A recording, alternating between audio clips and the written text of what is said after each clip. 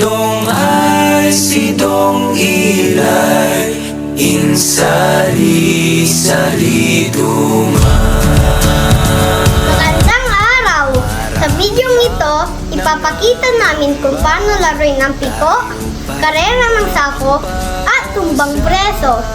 Alamin natin ang mga simpleng tuntunin at tamang paraan ng paglalaro.